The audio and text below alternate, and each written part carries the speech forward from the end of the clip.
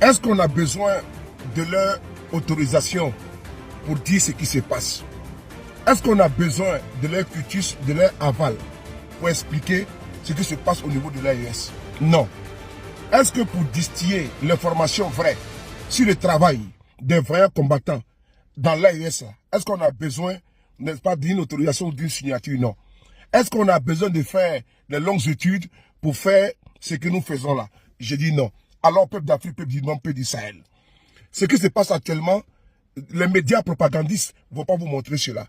Un travail extraordinaire qui est fait sur le terrain au Burkina Faso. De quoi s'agit-il? Un gros bonnet du terrorisme a été arrêté. Il se confesse et puis il appelle ses amis qui sont en brousse là de déposer les armes. On écoute ensemble, c'est important. Un nouveau coup dur pour les groupes armés terroristes. Un leader terroriste vient d'être capturé par les forces de défense et de sécurité. Il se repent et appelle ses frères égarés à retourner vers la patrie, le Burkina Faso. Thomas Nayomba, alias Bilal, alias Modib, puisque c'est de lui qu'il s'agit, a été pris en charge par les BRD, les brigades d'intervention rapide de déradicalisation des terroristes après sa capture. Confession assure tout de suite avec Sékou Zango. Lentement mais sûrement, la nébuleuse terroriste au Burkina Faso s'affaiblit grâce au travail acharné de nos forces combattantes. Des cadres terroristes sont neutralisés et d'autres se désolidarisent de la barbarie.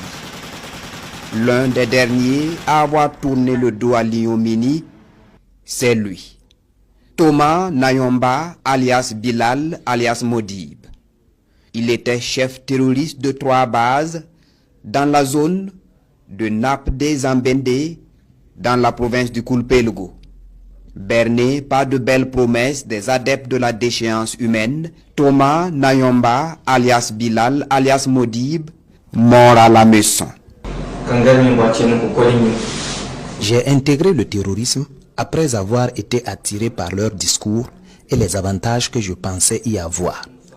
En effet, j'ai écouté des prêches de groupes terroristes qui disaient que leur combat vise à défendre la religion musulmane et que toute personne qui s'engage à leur côté ira directement au paradis après sa mort. Il a aussi été dit que si tu rentres dans le terrorisme, tu vas avoir beaucoup d'argent, une moto et une arme.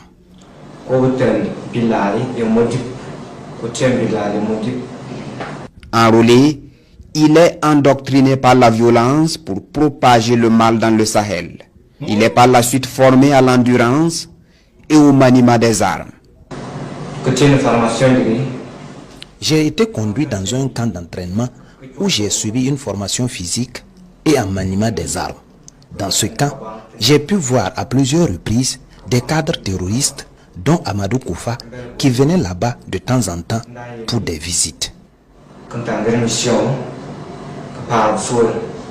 Âgé de 27 ans, ce pur produit de Amadou Koufa a été capturé en juillet dernier par les vaillantes forces de défense et de sécurité burkinabè suite à une offensive militaire qui a permis par la même occasion le démantèlement de tous ces gîtes.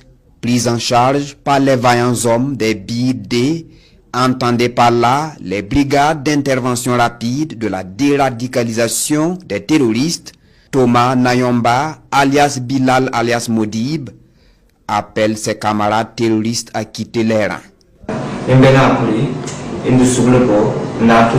J'ai notamment compris que l'islam ne prône que la paix et la tolérance.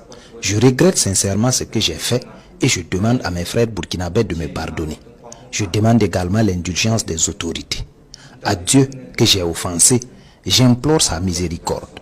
Je demande aussi à tout le monde de s'éloigner du terrorisme et de travailler à ce que la paix règne partout dans le monde.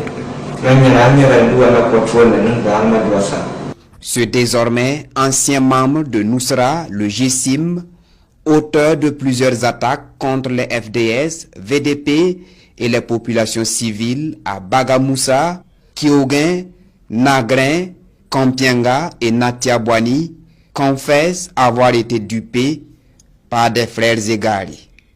Il les appelle à déposer les armes où ils périront. Vous avez vu? Il les appelle à déposer les armes où ils périront. Frères et sœurs, le capitaine Ibrahim Traoré l'a dit. Déposer les armes ou bien périr. Vous avez deux choix. Tu déposes les armes ou bien tu seras expédié en enfer sans embouteillage. Parce qu'il n'y a pas d'avenir. Il n'y a pas de lendemain là-bas.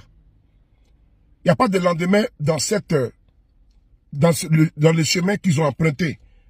C'est seulement le chaos, la mort. C'est ça. La Bible dit, pour les chrétiens, le prix du péché, c'est quoi? C'est la mort. Donc, le chemin qu'ils ont pris, c'est un chemin sans lendemain, sans espoir. Peuple d'Afrique et du monde, voici une très bonne nouvelle.